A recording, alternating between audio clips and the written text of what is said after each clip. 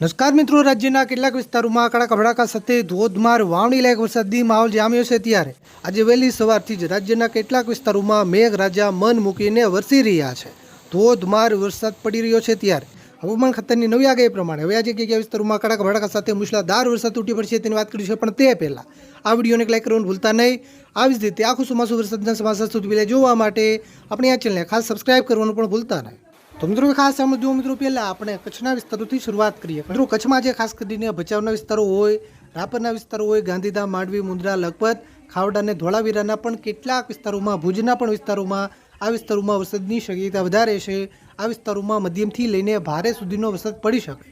મિત્રો હવે સૌરાષ્ટ્ર વિસ્તારોની વાત કરીએ તો જે સૌરાષ્ટ્રમાં ખાસ કરીને દેવભૂમિ, દ્વારકા, જામનગર, મોરબી, પોરબંદર, જુનાગઢ અને રાજકોટ જિલ્લાના વિસ્તારોમાં ભારે વરસાદની શક્યતા વધારે છે. આ વિસ્તારોમાં વરસાદનું ઓરેન્જ એલર્ટ જાહેર કરાયું છે. એટલે કે આ વિસ્તારોમાં આજે મધ્યમથી ભારે વરસાદ, એક લોકલ એવા ટૂંકા વિસ્તારો ત્યાં ભારેથી પણ અતિભારે સુધીનો વરસાદ પડી શકે.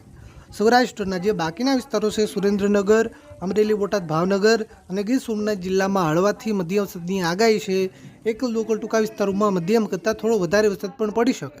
મિત્રો દક્ષિણ ગુજરાતના વિસ્તારોની વાત કરીએ તો આજે દક્ષિણ ગુજરાતમાં ભરૂચ, અંકલેશ્વરના વિસ્તારો હોય, સુરત, બારડોલીના વિસ્તારો હોય, આ વિસ્તારોમાં વરસાદની શક્યતા વધારે છે.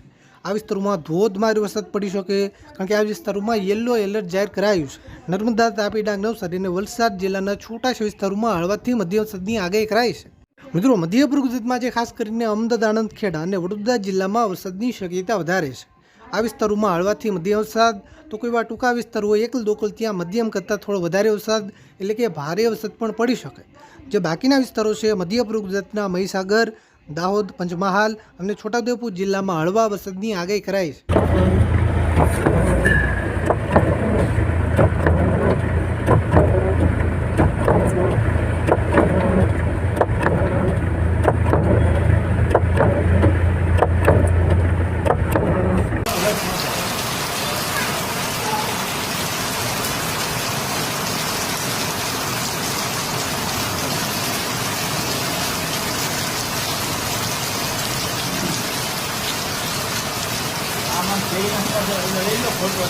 મિત્રો તમારા વિસ્તારમાં કેવું વાતાવરણ છે, વરસાદ છે કે નહીં, તાપ છે કે તડકો છે, નીચે કોમેન્ટ કરવાનું ભૂલતા નહીં.